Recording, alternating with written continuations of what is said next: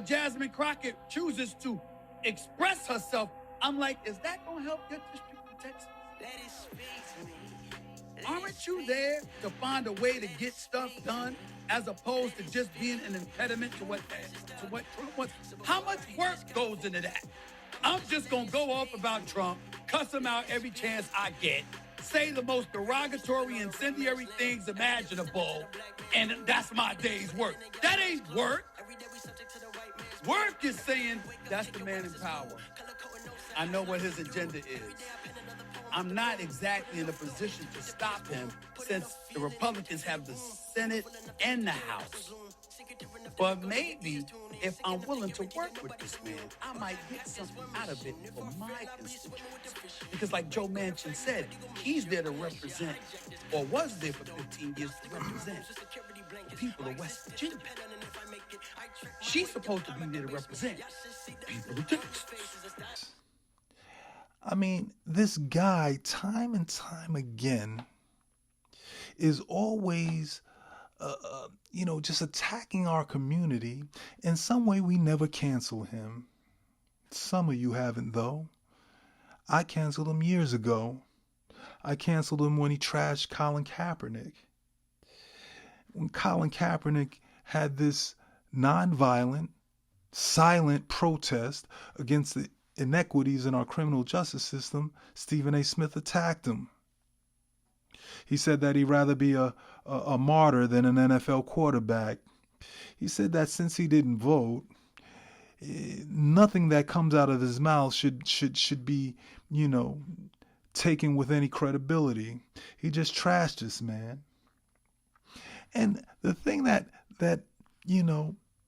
just kills me about this guy is, he'll, on one hand, trash Colin Kaepernick for his stance against the inequities in the criminal justice system, but on the other hand, he will use that same stance to, provide cover for Donald Trump after he's convicted on 36 counts of fraud. And he used the same stance that Colin Kaepernick said. Is like, he wasn't lying.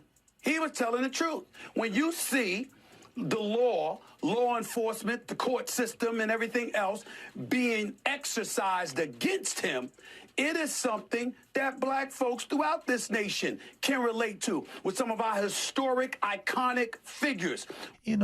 He's getting railroaded by the criminal justice system. This is all political, right? But I don't get it. You didn't like the stance when Colin Kaepernick said it, but you all of a sudden you want to use this stance to protect Donald Trump of all people. And it's just mind-boggling to me how time after time this guy he shits on the African American community, and nobody ever cancels him.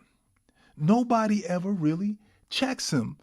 Now, this guy, some strange reason, he thinks he speaks for the African American community. He doesn't speak for me. Okay?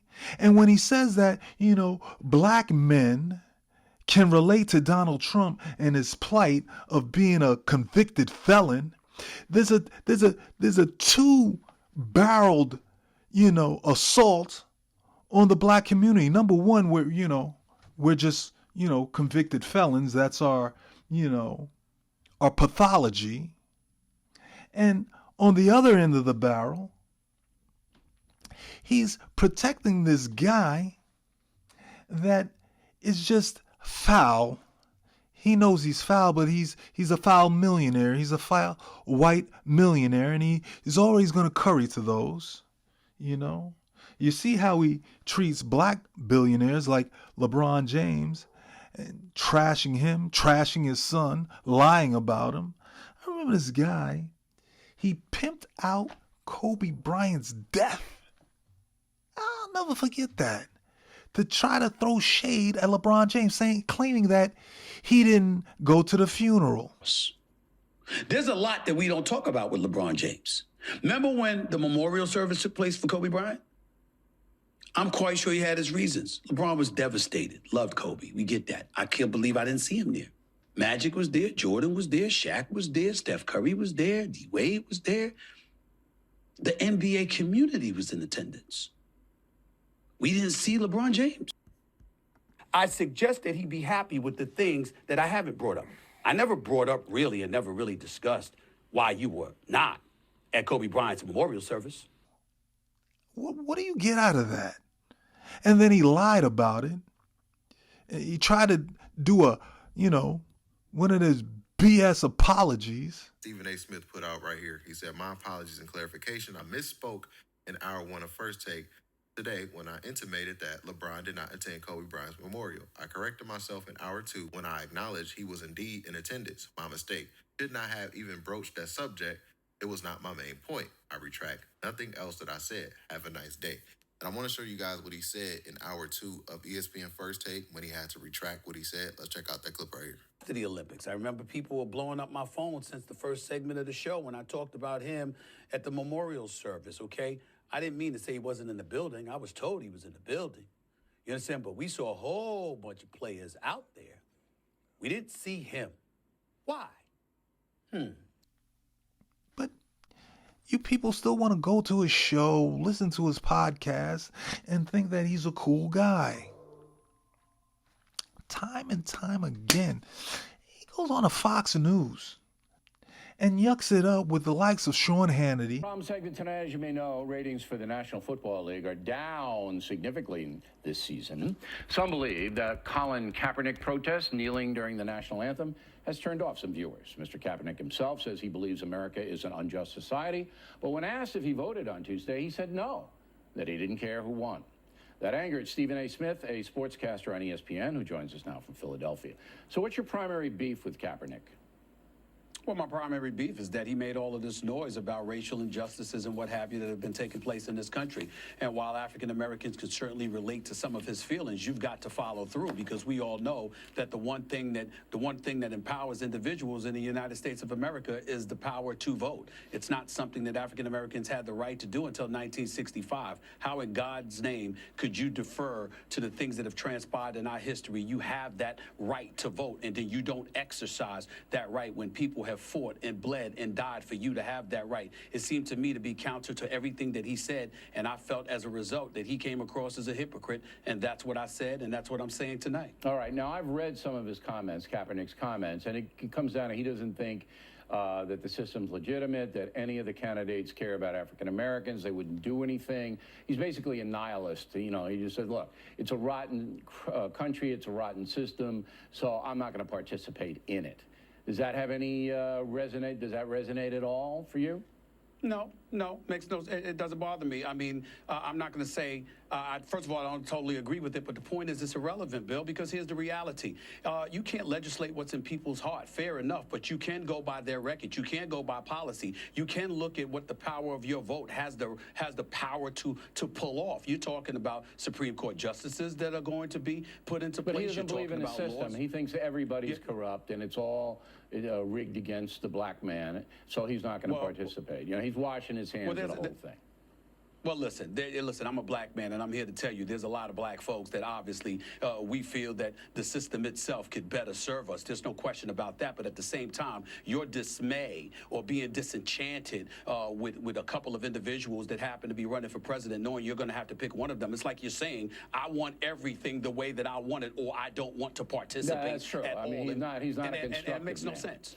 When you tell people who are friends, they're like, oh. They don't understand. I don't agree with you at least 70% of the time, you know, but I just think that you're a nice guy. I've known you for almost 20 years now, so you're my buddy. And We became good friends. Right. Now, I'll just for the record say, nobody ever says to me, oh, why are you friends with Stephen A? Right. Because I'm a really great guy. My son had to come here today to meet you. I know. My son, I know. you talked to him on the phone. That's right. Yeah. Stephen A says, he's got an encyclopedic sports knowledge. That's right. How do we become friends?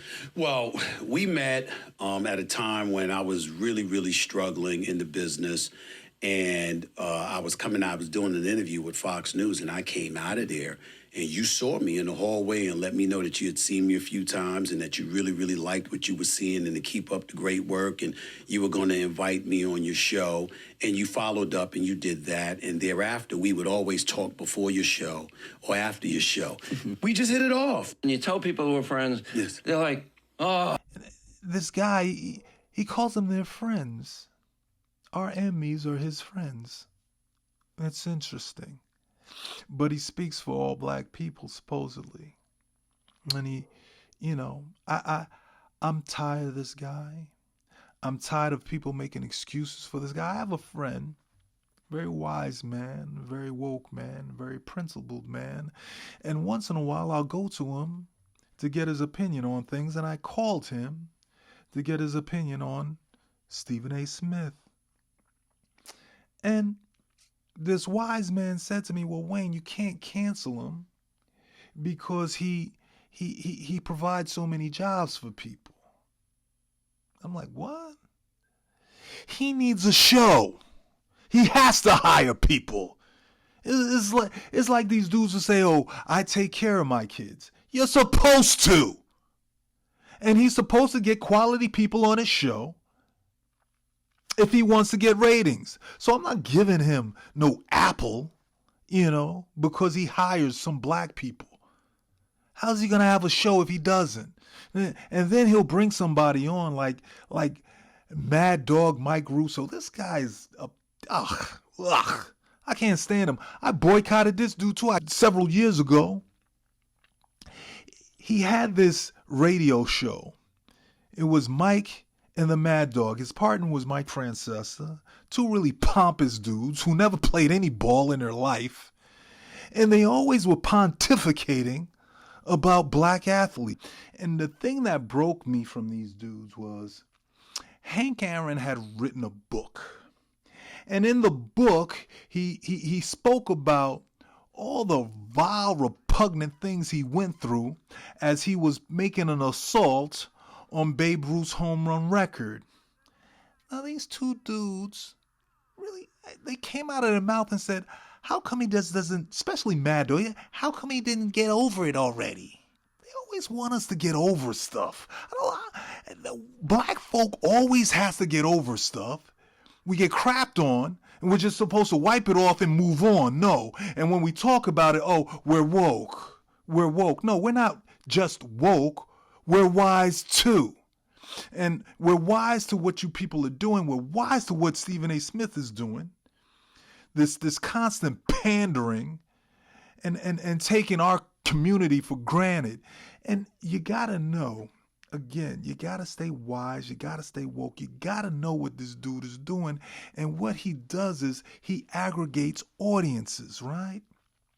Because now popularity is the currency, Talent isn't the currency, right? Intelligence isn't the currency.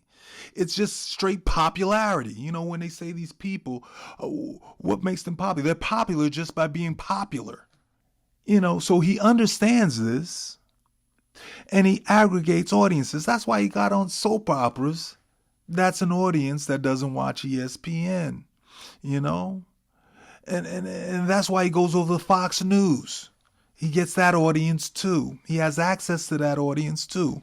He gets access. The key to getting access is trashing his own community, demeaning black and brown people. So you get access to that community. And then he has his XM radio show now, I think is now new.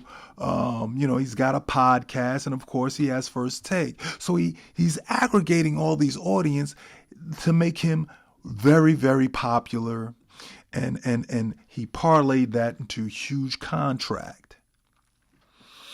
And through it all, he knows that the African American community is not going to cancel him.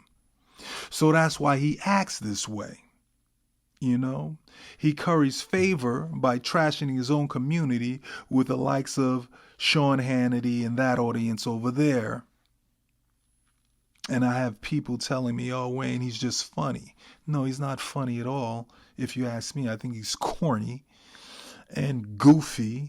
You ever see him in his lavender suit strutting into an arena like he dropped a 30 triple-double the other night? What is this dude? There's a guy when I grew up, one of the greatest sportscasters or sports personalities around. His name was Howard Cosell. He had a style and a charisma all his own, right? Sunday in this blizzard in Cincinnati, Pittsburgh, with this touchdown burst by Franco Harris, beat the Bengals 7-3. Yesterday, they swarmed over Tampa Bay 42-0. Their playoff hopes still alive, but they must wait and watch that man tonight. Kenny Anderson, the brilliant quarterback of Cincinnati, will be throwing to his favorite target, number 85, the brilliant, elusive speedster Isaac Curtis from San Diego State, as the Bengals go against the Oakland Raiders. And the Raiders are led by that man with 23 touchdown passes thus far, Kenny Stabler, who throws to Fred Biletnikoff with maybe the best hands in football, and to the world-class sprinter from Colorado, number 21, Cliff Branch, who is averaging better than 25 yards per reception. He's the league leader in that category. Whenever these two teams meet, there is more than offense. There is tremendous defense, like here, as you see it, intense hitting, again and again and again. The thing about Howard was he was big, right? And he had problems with he would call it the what do you call it? Jockocracy. That's what he called it. He had some problems with some athletes, but he never tried to be bigger than the athletes, right? He never tried to do that. This guy, he wants to be bigger than the athletes, right? And now he wants to be bigger than black politicians. He don't want to be bigger than white politicians. No, he don't want to do that. But he wants to be bigger and thought of in a higher at a higher level than our black politicians. But what I do know, I'll never watch him when he comes on the air. I either mute it or I just change the channel. That's what canceling is all about. And, often see him, obviously, on my Facebook feeds and in other areas and social circles. And that's all I get from him. I don't give him much. He doesn't earn much. He doesn't deserve much. And other than his salary, hey, he works hard. He earned every penny. All that cooning and buck dancing, it's a lucrative business now. If you're an African American who trashes their own community, there is currency in that. You'll find revenue streams in that. There's a cottage industry in that, trashing your own. What's her name? Candace Owens. She's made a career out of it. This dude, who's the other guy? The unhealthy, self-loathing black man, Jason Whitlock, he's made a career out of it too. There's so many of these guys, I can't even keep up with them. There's this dude in Raleigh, North Carolina. He calls himself the Angry Man. Dude, he needs an orthodontist. He has all these jagged teeth, and he sits on his porch and he smokes these cheap cigars, and he's always talking about black people. And in particular, black women. And that there's some trauma, and I think there's some trauma with Stephen A. Smith. All these dudes, when they grew up, right? And when the young black girls weren't feeling them, they harbor this thing. I gotta, do some research and find out what this is, but they harbor this anger that these young girls, these teenage girls, didn't like them for whatever reason. In Stephen A. Smith's case is because he had a big forehead, and he was goofy looking as a kid. And kids are cruel. They say these things, you got to get over it. But when you're insecure, you never get over it. And I think deep down, this guy is insecure, Stephen A. Smith. That's why he can't let nothing roll off his back. He always got to attack everybody. Anybody who says anything about him, he's got to go after him and prove. He's got some kind, even though he's not a short man, he has that Napoleon complex, right? Where he has to show that he's big and bad and strong. But when people get in his face, he becomes docile. He turns into a little bitch.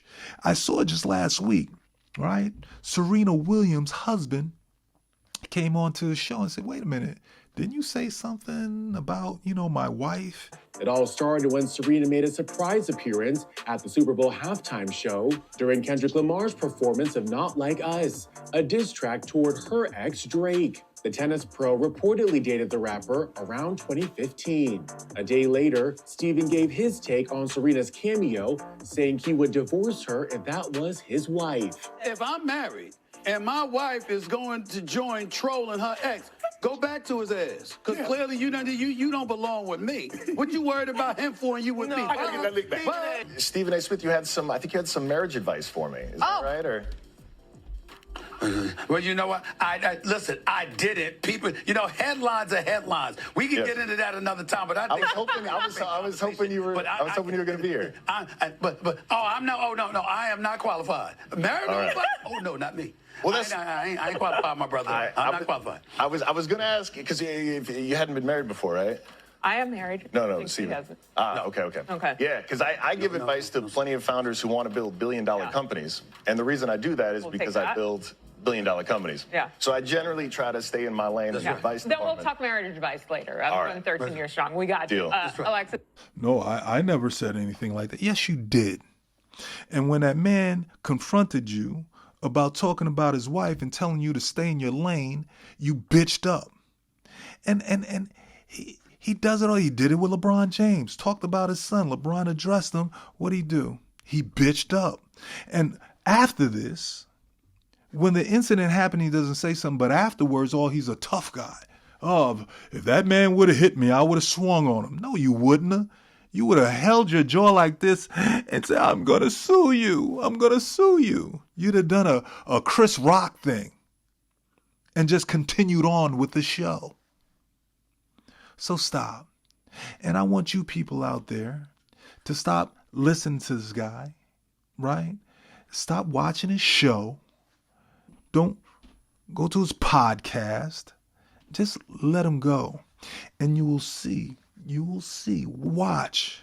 When the ratings start to dip, he'll lash out even more. He'll say more outlandish things, and he'll move more and more and more to the MAGA side. And basically what he's been doing all these last couple of years is building up his street MAGA cred at the expense of the black community. And maybe some people will wisen up, get woke, and understand what this man is doing, and understand we don't need him, we don't want him, and he doesn't represent us.